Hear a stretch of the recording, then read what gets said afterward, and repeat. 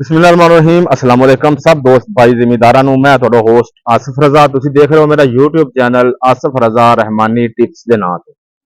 तो हमेशा की तरह दोस्तों वास्ते एक अहम टॉपिक ते एक बेहतरीन टॉपिक ते वीडियो लैके हाजिर होए हैं। एक शानदार सब्जी ते वीडियो लैके हाजिर होए हैं।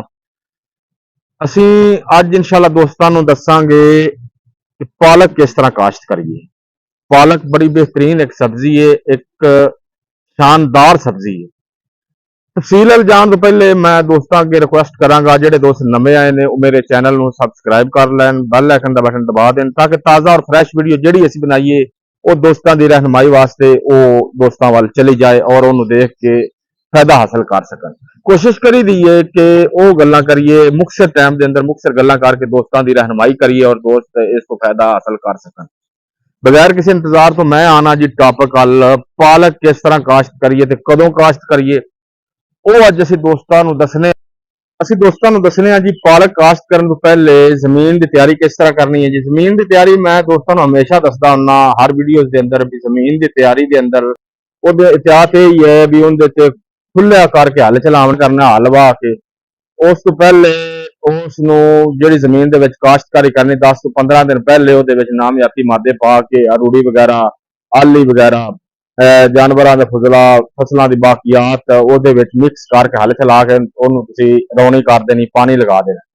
फिर जो तुम फसल काश्त करोगे, मसलन पालक काश्त करोगे, उनकी जमीन की तैयारी जो दोबारा शुरू करोगे उन्होंने चंगी तरह हल चला के पोलिया करके उनके अंदर तुम खाद कड़ी पानी है जी। खाद DAP की कम अज कम एक बोरी DAP की पाओगे, नाल नाइट्रोजन यूरिया पाओगे कम अज कम एक बोरी यूरिया की पा के उसकी तैयारी होगी। हुण काश्त है जी दो किस्म की, तुसां काश्त एक ड्रिल काश्त भी है, ड्रिल नाल भी काश्त हो जाती है, ते दूसरे पटड़ियां बना के खेलियां बना के भी उससे काश्त हो जाती है। मैं ड्रिल काश्त ले आवां जी। उस जमीन की तैयारी अच्छी तरह करके खादा का इस्तेमाल करके जिहड़ियां मैं दोस्तों नाल शेयर की गल है, जिहड़ियां मैं दोस्तों दसियां ने खादा का इस्तेमाल करके 15 ਤੋਂ 20 किलो कम अज कम 20 किलो बीज तुसीं काश्त करोगे बजरिया ड्रिल।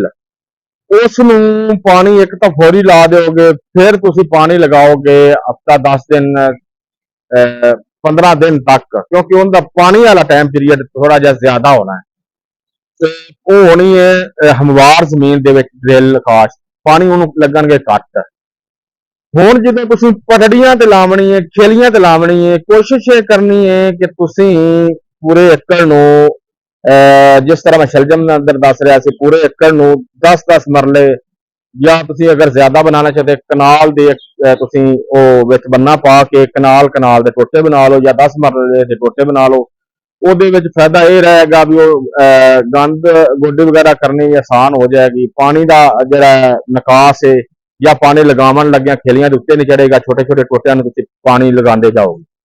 वो जनाब 10 मरले का तुसी प्लाट बनाओगे, पटड़ियां बना के खेलियां उत्ते लैना ला के जिस तरह तुसी देख रहे हो लैना ला के उन्होंने उत्ते बीज काश्त करोगे। वो उत्तों हल्का हल्का हथ मार दिया जी, हथ फेर दोगे मिट्टी बीज उत्ते आ जाएगी। जी पटड़ियां ने ध्यान यह करना है कि पटड़ियां की सैडा वाली जमीन जी है ना वो थोड़ी जी उताई रहे।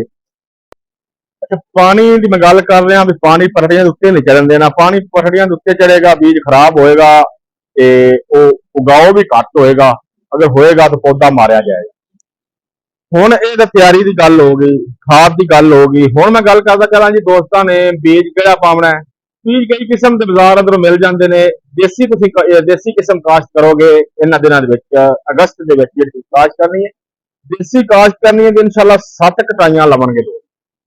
एकड़ एक काश्त करनगे, आमदन 7 एकड़ दी लवणगे। वो भी मैं दोस्तों नाल शेयर करना जो किवें 7 एकड़ दी लवणगे।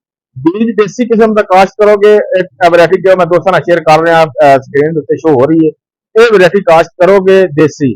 एक कंडियारी वाली हुंदी है जिहड़ी पालक, वो बीज उत्ते भी छोटे छोटे कंडे जांदे ने। कंडियारी पालक वो काश्त हुंदी है सितंबर अक्तूबर नवंबर जाके उन्हें एक लौ देना है, एक कटाई आएगी और उस तो बाद उनकी वजह यह होंदी है कि उस तो बाद बीज निकलने शुरू हो जाते हैं। तो एक कटाई लवणगे दोस्त, उनका एडा फायदा कौन।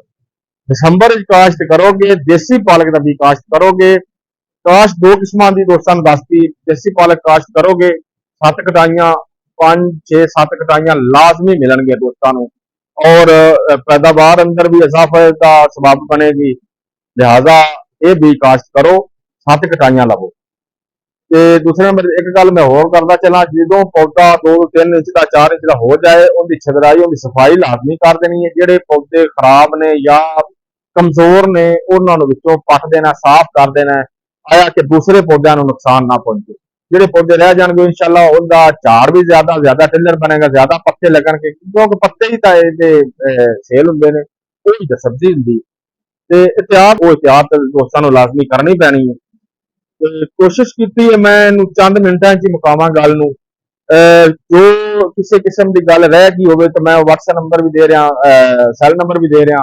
ਉਹ ਕਿਸੇ ਕਿਸਮ ਦੀ ਗੱਲ, ਖਾਦਾਂ ਦਾ ਇਸਤੇਮਾਲ, ਜ਼ਮੀਨ ਦੀ ਤਿਆਰੀ, ਬੀਜ ਦਾ ਇਸਤੇਮਾਲ, ਬੀਜ ਕਿਹੜਾ ਪਾਈਏ, ਕਿੰਨਾ ਪਾਈਏ, ਇਹ ਟੋਟਲ ਕਿਸੇ ਕਿਸਮ ਦਾ ਦੋਸਤਾਂ ਦੇ ਜ਼ਿਹਨ 'ਚ ਸਵਾਲ, ਕੋਈ ਡਾਊਟ ਹੋਏ, ਉਹ ਮੇਰੇ ਨਾਲ WhatsApp ਤੇ ਮੇਰੇ ਨਾਲ ਸੈੱਲ ਨੰਬਰ ਤੇ ਕਾਲ ਕਰਕੇ ਮੇਰੇ ਨਾਲ ਗੱਲ ਸ਼ੇਅਰ ਕਰ ਸਕਦੇ ਨੇ। ਮੈਂ ਕੋਸ਼ਿਸ਼ ਕਰਾਂਗਾ ਕਿ ਸਾਦਾ ਲਫ਼ਜ਼ਾਂ ਨਾਲ ਦੋਸਤਾਂ ਦੀ ਰਹਿਨੁਮਾਈ ਕਰ ਸਕਾਂ ਔਰ ਦੋਸਤ ਪੈਦਾਵਾਰ ਦੇ ਅੰਦਰ ਇਜ਼ਾਫਾ ਹਾਸਲ ਕਰ ਸਕਣ। ਇਹਦੇ ਵਿੱਚ ਗੱਲਾਂ ਸੀ ਦੋਸਤਾਂ ਨਾਲ ਸ਼ੇਅਰ ਕੀਤੀਆਂ।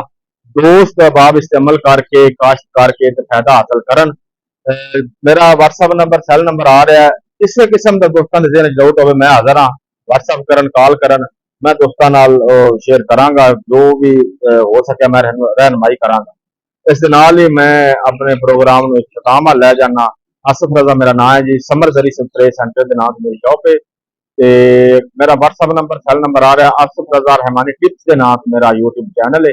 ਦੋਸਤ ਸਬਸਕ੍ਰਾइब ਕਰ ਲੈਣ, ਬੈਲ ਆइकन ਦਾ ਬਟਨ ਦਬਾ ਦੇਣ ਤਾਂ ਕਿ ਤਾਜ਼ਾ ਫਰੈਸ਼ ਵੀਡੀਓ ਦੋਸਤਾਂ ਨੂੰ ਮਿਲ ਸਕਣ। ਇਸ ਦੇ ਨਾਲ ਹੀ ਇਜਾਜ਼ਤ ਦਿਓ। ਅੱਲਾਹ ਹਾਫਿਜ਼।